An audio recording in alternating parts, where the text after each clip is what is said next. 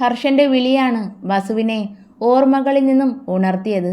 കയ്യിലുണ്ടായിരുന്ന news paper അവൻ വേഗം പില്ലോയ്ക്ക് അടിയിലേക്ക് തിരുകി.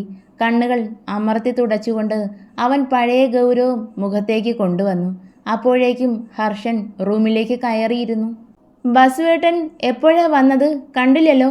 എന്താ ഇവിടെ ഒറ്റയ്ക്ക് ഇങ്ങനെ ഇരിക്കുന്നേ? ഏട്ടൻ വന്നേ. നിലുവും മോനും വന്നിട്ടുണ്ട്. പിന്നെ അച്ഛനും അമ്മയും വല്യച്ഛനും എല്ലാവരും ഉണ്ട്. ഹർഷൻ ഒരു പുഞ്ചിരിയോടെ പറഞ്ഞ് അവൻ്റെ അടുത്തേക്ക് വന്ന് കയ്യിൽ പിടിച്ചു.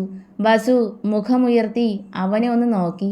ബസുവിൻ്റെ നോട്ടം കണ്ട് ഹർഷൻ സംശയത്തോടെ മുഖം ചുളുക്കി.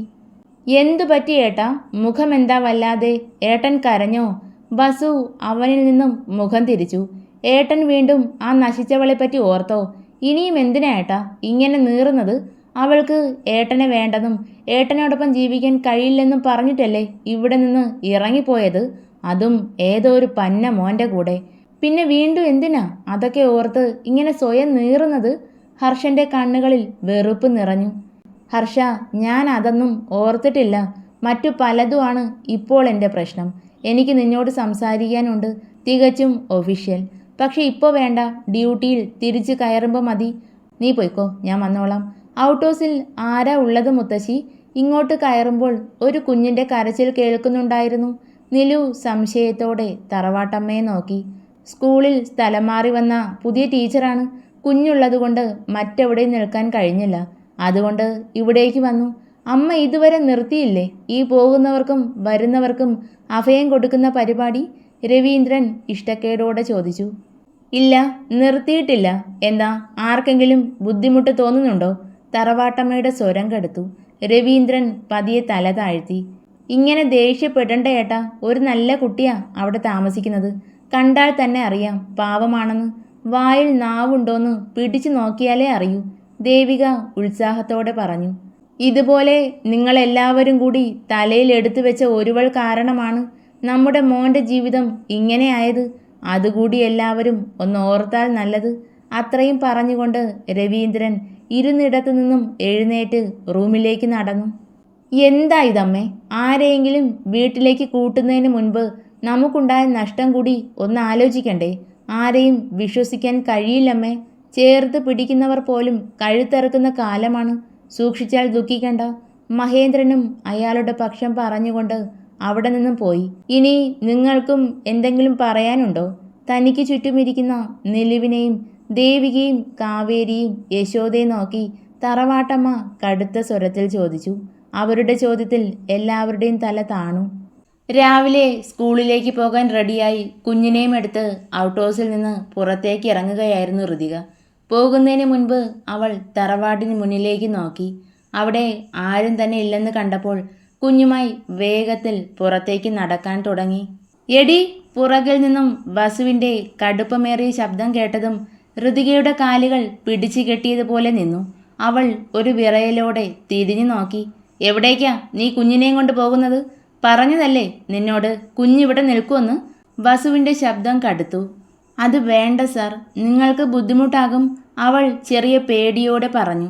അത് നീ തീരുമാനിച്ചാൽ മതിയോ? ശിവൂട്ട, മോൾക്ക് ബസുവിൻ്റെ കൂടെ നിൽക്കണോ അതോ അമ്മയുടെ കൂടെ പോകണോ? അവൻ കുഞ്ഞിൻ്റെ കവിളിൽ തഴുകി. വസു! ശിവൂട്ടൻ കുലുങ്ങി ചിരിച്ചുകൊണ്ട് അവന് നേരെ കൈ നീട്ടി. കുഞ്ഞിനെ തന്നിട്ട് വേഗം സ്കൂളിൽ പോകാൻ നോക്കടി. അവളുടെ കയ്യിൽ നിന്നും ശിവൂട്ടനെ എടുത്തു. അവനെയും കുഞ്ഞിനെയും ഒന്ന് നോക്കി അവൾ തിരിഞ്ഞു നടന്നു. ഇന്ന് ടീച്ചർ ലേറ്റായല്ലോ. എന്തുപറ്റി? ബസ് മിസ്സായോ? ഞാൻ ലേറ്റായില്ലല്ലോ ശ്രാവൺ സാർ, സമയമാകുന്നതല്ലേ ഉള്ളൂ. എന്താ സാറിൻ്റെ വാച്ച് വേഗത്തിൽ ഓടുന്നുണ്ടോ? ശ്രാവണിൻ്റെ ചോദ്യത്തിന് ഒന്ന് പുഞ്ചിരിച്ചുകൊണ്ട് തന്നെ മറുപടി കൊടുത്തു. ഋതിക തൻ്റെ ടേബിളിൽ ബാഗ് വെച്ച് ചെയറിലേക്കിരുന്നു. ഓ സോറി ടീച്ചർ, ഞാൻ സമയം ശ്രദ്ധിച്ചില്ല. ഞാൻ നേരത്തെ വന്നതുകൊണ്ട് തോന്നിയതാവും. ശ്രാവൺ ഒരു ചമ്മലോടെ പറഞ്ഞുകൊണ്ട് ടേബിളിലിരുന്ന എന്തോ ബുക്കെടുത്ത് മറിച്ചു നോക്കി. അവളുടെ മറുപടിയിൽ വിളറിയ ശ്രാവണിൻ്റെ മുഖം കണ്ട് ഒരു പുച്ഛത്തോടെ ഋതിക അവനിൽ നിന്നും മുഖം തിരിച്ചു. അവർക്ക് എതിർവശമിരുന്ന താര ഇതെല്ലാം ശ്രദ്ധിക്കുന്നുണ്ടായിരുന്നു. അപ്പോഴാണ് ഇരുന്നിടത്ത് നിന്നും എഴുന്നേറ്റ് ഋതികയൊന്ന് പാളി നോക്കി ശ്രാവൺ പുറത്തേക്കിറങ്ങുന്നത് താര കണ്ടത്. അവളും അപ്പോൾ തന്നെ അവന് പുറകെ ചെന്നു. രണ്ടാളും പോകുന്നത് നോക്കി ഋതിക ഒരു നെടുവീർപ്പോടെ തൻ്റെ ജോലിയിൽ ശ്രദ്ധിച്ചു. ആ പെണ്ണൊരു തണ്ടുകാരിയാണല്ലേ ശ്രാവൺ? എന്തൊരു ജാടയാ അവൾക്ക്. ഒന്ന് മിണ്ടിയാൽ എന്താ? അവളുടെ വായിൽ നിന്നും മുത്ത് പൊഴിയോ? താര അരിശത്തോടെ പറഞ്ഞു. താരേച്ചി നോക്കിക്കോ, അവളെ ഞാൻ എൻ്റെ വരുതിയിൽ കൊണ്ടുവരും. അവളുടെ തണ്ടൊക്കെ നമുക്ക് മാറ്റാം. ഈ ശ്രാവൺ അറിഞ്ഞുകൊണ്ടെന്നിറങ്ങിയാൽ തീരാവുന്നതേയുള്ളൂ അവളുടെ ജാട. ശ്രാവൺ കുടിലതയോടെ പറഞ്ഞ് പുച്ഛത്തിൽ ചിരിച്ചു. അവൻ്റെ സംസാരത്തിൽ നിന്നും ഒന്നും മനസ്സിലാകാതെ താര സംശയത്തോടെ നിന്നു. നീ എന്താ ശ്രാവൺ പറയുന്നത്? അവളെ എന്തിനാ നിന്റെ വരുതിയിൽ കൊണ്ടുവരുന്നത്? അവളെ കൂടെ കൂട്ടാൻ എനിക്ക് താല്പര്യമില്ല. അല്ലെങ്കിൽ തന്നെ ആ പെണ്ണ് ആരെ അടുപ്പിക്കില്ല. ഒറ്റയ്ക്കാണ് പോക്കും വരവും ഒക്കെ. താര ഇഷ്ടക്കേടോടെ പറഞ്ഞു. അവളെ കൊണ്ട് എനിക്ക് ആവശ്യമുണ്ടെന്ന് കൂട്ടിക്കോ താരേച്ചി. എന്തോ ഒറ്റ നോട്ടത്തിൽ തന്നെ അവളെ എനിക്കങ്ങ് ഇഷ്ടപ്പെട്ടു. കെട്ടിക്കൂടെ പൊറപ്പിക്കാനൊന്നും അല്ല, ഒരു കൊതി അത്രമാത്രം. ഒരു തവണയെങ്കിലും അവളെ ഒന്ന് അറിയണം. പക്ഷേ എങ്ങനെയൊക്കെ ശ്രമിച്ചിട്ടും അവൾ അങ്ങോട്ട് അടുക്കുന്നില്ല. ഞാൻ മാറ്റിയെടുത്തോളാം അവളുടെ മടി. ശ്രാവണിൻ്റെ കണ്ണുകൾ വശ്യമായി തിളങ്ങി. നീ എന്തൊക്കെ വൃത്തികേടാ ഈ പറയുന്നത്? അവൾ എന്നോട് മിണ്ടാത്തതിൽ ചെറിയ നീരസം ഉണ്ടെന്നല്ലാതെ നിന്റെ ഈ ഉദ്ദേശത്തിന് കൂട്ടു നിൽക്കാനൊന്നും എന്നെ കിട്ടില്ല. ഞാനും ഒരു പെണ്ണ്.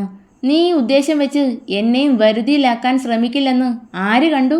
താര അരിശത്തോടെ പറഞ്ഞു. ഒരുപാട് സംസാരിക്കണ്ട. ഞാൻ ഇപ്പോൾ പറഞ്ഞതെന്തെങ്കിലും അവളുടെ ചെവിയിൽ എത്തിക്കാൻ നിന്നാൽ ഒരു കുഞ്ഞു പോലും അറിയാതെ കൊന്നു കുഴിച്ചു മൂടും ഞാൻ. നിങ്ങൾക്ക് ചോദിക്കാനും പറയാനും ആരുമില്ലെന്ന് മറക്കണ്ട. നിങ്ങളെ കൊല്ലാൻ എനിക്ക് ആയുധത്തിൻ്റെ ആവശ്യമൊന്നുമില്ല. ദേ ഈ കൈ തന്നെ ധാരാളം മതി. ശ്രാവൺ തൻ്റെ വലതുകരം ഉയർത്തി താരയുടെ കഴുത്തിന് നേരെ അടുപ്പിച്ചു. താര അവൻ്റെ പ്രവൃത്തിയിൽ ഭയന്നുകൊണ്ട് 2 അടി പിന്നിലേക്ക് മാറി. അവളുടെ കണ്ണുകളിൽ ഭയം നിറഞ്ഞു.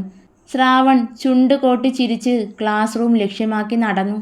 താരേച്ചി എന്ന് വിളിച്ച് തൻ്റെ പുറകെ നടന്ന ശ്രാവണല്ല തനിക്ക് മുന്നിൽ നിന്ന് ഇപ്പോൾ സംസാരിച്ചെന്ന് താരയ്ക്ക് മനസ്സിലായി. ഓർഫനേജിൻ്റെ വരാന്തകളിൽ തനിക്കൊപ്പം ഓടി നടന്ന് കുസൃതി കാണിച്ചിരുന്ന കൊച്ചു ശ്രാവണിനെ അവൾ ഒരു നിമിഷം ഓർത്തു പോയി. അവളുടെ കണ്ണുകൾ നിറഞ്ഞു കവിഞ്ഞു. എന്തായി വിശ്വ, ഞാൻ പറഞ്ഞ കാര്യം? അവളും കുഞ്ഞും എവിടെയുണ്ടെന്ന് അന്വേഷിച്ചോ? ഊ സാർ, ഞാനത് പറയാൻ വേണ്ടിയാ എത്രയും പെട്ടെന്ന് സാറിനെ കാണണമെന്ന് പറഞ്ഞത്. വിശ്വയുടെ മുഖത്തെ ടെൻഷൻ അവൻ നന്നായി തന്നെ ശ്രദ്ധിച്ചു. അവൻ്റെ നീല കണ്ണുകൾ സംശയത്താൽ ചുരുങ്ങി. എന്താ വിശ്വ, എന്തിനാ താൻ ഇങ്ങനെ ടെൻഷനാകുന്നത്? എന്തെങ്കിലും പ്രശ്നമുണ്ടോ? അവൻ സംശയത്തോടെ ചോദിച്ചു. ഉണ്ട് സാർ, ഋതികയും കുഞ്ഞും ഇപ്പോൾ ഉള്ളത് ACP വേദ് വസുദേവിൻ്റെ വീട്ടിലാണ്. വാട്ട്? വിശ്വയുടെ മറുപടിയിൽ ഒരലർച്ചയോടെ അവൻ ചെയറിൽ നിന്നും ചാടി എഴുന്നേറ്റു. താൻ എന്താ വിശ്വ പറയുന്നത്? വസുദേവിൻ്റെ വീട്ടിലോ? അതെങ്ങനെ നടക്കും? അവളെങ്ങനെ അവിടെ? അവൻ്റെ കണ്ണുകളിൽ ഭയം നിറഞ്ഞു. ദേവമംഗലത്തിൻ്റെ തന്നെ സ്കൂളിൽ ടീച്ചറായി വർക്ക് ചെയ്യുവാണവൾ. ദേവമംഗലം തറവാട്ടിൻ്റെ ഔട്ട് ഹൗസിലാണ് താമസം. വിശ്വ താൻ മനസ്സിലാക്കിയ കാര്യങ്ങൾ അതുപോലെ അവനോട് പറഞ്ഞു. അവളെ എത്രയും വേഗം അവിടെ നിന്നും മാറ്റണം വിശ്വ. അത് എന്ത് ചെയ്തിട്ടാണെങ്കിലും ശരി. വസുദേവ് അവളെ മനസ്സിലാക്കിയാൽ എല്ലാ രഹസ്യവും പുറത്തു വരും. നമ്മൾ കുടുങ്ങും. അവൻ ഉള്ളിലെ ഭയം പുറത്തു കാണിക്കാതെ മറച്ചു പിടിച്ചുകൊണ്ട് ഗൗരവത്തോടെ തന്നെ പറഞ്ഞു. ഇപ്പോൾ ഒന്നും ചെയ്യേണ്ടെന്നാണ് സാർ എൻ്റെ അഭിപ്രായം. ഋതികയ്ക്ക് പഴയതൊന്നും ഓർമ്മയില്ലെന്ന് നമ്മൾ ഉറപ്പുവരുത്തിയ കാര്യമല്ലേ? അപ്പോൾ സാറിനെ അവൾക്ക് ഓർമ്മയില്ല.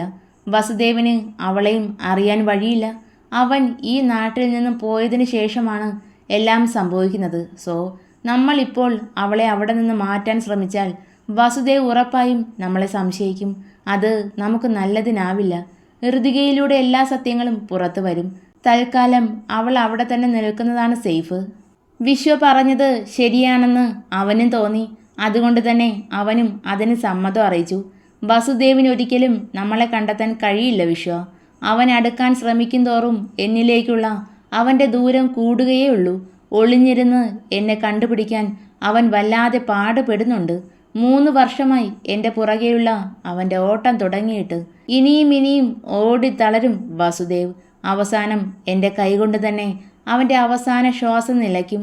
ആ നിമിഷത്തിന് വേണ്ടിയാണ് ഇപ്പോൾ എൻ്റെ കാത്തിരിപ്പ്.